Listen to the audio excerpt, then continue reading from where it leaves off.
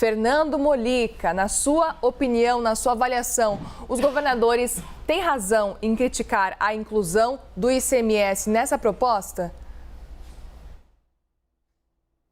Sim, tem toda a razão, Muriel, por uma questão simples, né? O presidente Jair Bolsonaro está pressionado aí pela eleição, a eleição no fim do ano, todas as pesquisas indicam uma situação de desvantagem e o preço dos combustíveis é algo muito presente na vida de todos nós.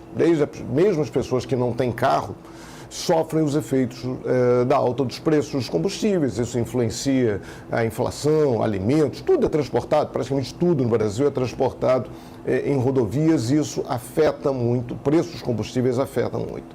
Só que aí ele começa a dar bom dia com o chapéu dos outros. O que ele quer com essa emenda à Constituição é forçar a barra para os governadores também, constranger os governadores a diminuir o ICMS dos combustíveis. Só que existe uma diferença fundamental.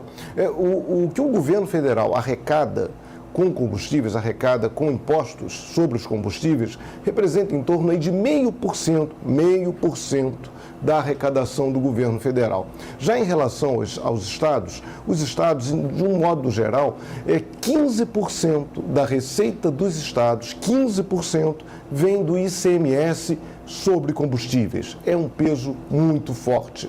Não dá para você querer que de uma hora para outra os estados abram mão desses 15% ou então diminuam esse valor, passam ao invés de 15%, 10%. Não dá. É muito dinheiro.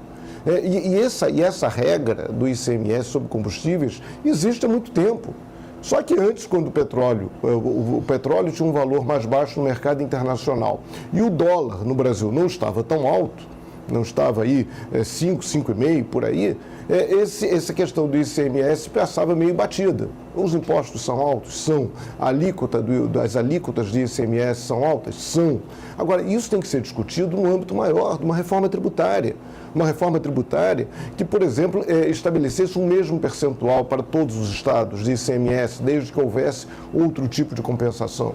Então, o governo não trabalha nisso.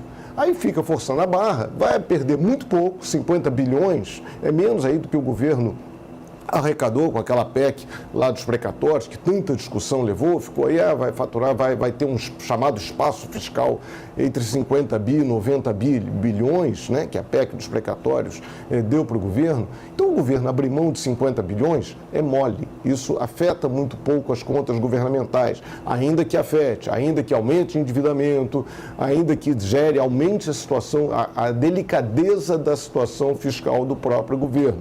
Mas é algo que dá para resolver sem muitos problemas. Já para os estados é muito difícil. Então o governo deixa de discutir uma reforma tributária, que seria essencial, que é fundamental para diminuir o custo, até o custo da produção no Brasil, e fica jogando dessa maneira um tanto quanto para forçar a barra, né? Repito, dá bom dia com o chapéu dos outros. E aí o governo também não discute outras questões, por exemplo, a atualização da tabela do imposto de renda, aquela história, as pessoas que ganham a partir de R$ 1.900 por mês, já descontam um pouquinho para o imposto de renda. Esse valor está congelado há um tempão. Essa tabela não é atualizada. Então, as pessoas que recebem alguma atualização manual dos seus salários para compensar a inflação, então o salário vai nominalmente aumentando, só que a tabela do imposto de renda continua a mesma. Então, na prática, todos estamos pagando mais imposto de renda. Desde 2015 que essa tabela não é atualizada. Houve um projeto que está lá no Senado para atualizar a tabela. Então, o governo pode mexer nisso, pode forçar a barra lá, exigir das lideranças do Congresso, negociar para que essa tabela seja anunciada. Aí isso o governo não trabalha. Vai sobrar mais dinheiro para a gasolina. Se todos nós pagarmos menos imposto de renda, teremos mais dinheiro para botar gasolina, botar álcool, botar diesel. Então não dá para ficar discutindo política fiscal de uma maneira oportunista, de uma maneira apenas voltada para a eleição, tentando jogar o peso todo nas costas dos governadores. O ICMS dos combustíveis é alto? Precisa ser rediscutido? Sim, mas rediscutido de uma maneira ampla, de uma reforma tributária nacional que não prejudique os estados, no limite, prejudica todos nós. Porque é o Estado que paga a polícia, é o Estado que paga escola, é o Estado que paga a saúde, tem dinheiro do governo federal também, mas é o Estado que cuida do dia a dia, os estados e prefeituras. Não dá para jogar toda a conta nas costas dos estados, Muriel. Molica, e como que você acredita que vai ser daqui para frente a avaliação da PEC dos combustíveis? haver uma pressão muito grande do governo.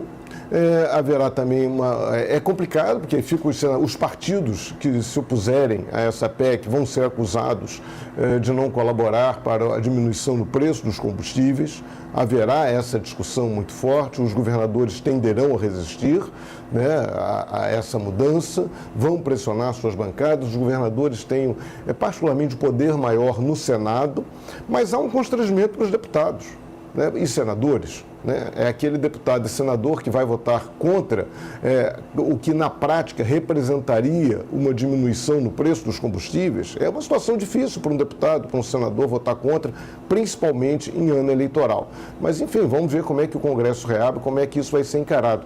Por último, outro ponto, né? A gente também está muito acostumado no Brasil com essa história. Vamos diminuir o imposto que o produto final também sofrerá uma queda no seu valor. E quase sempre isso não acontece.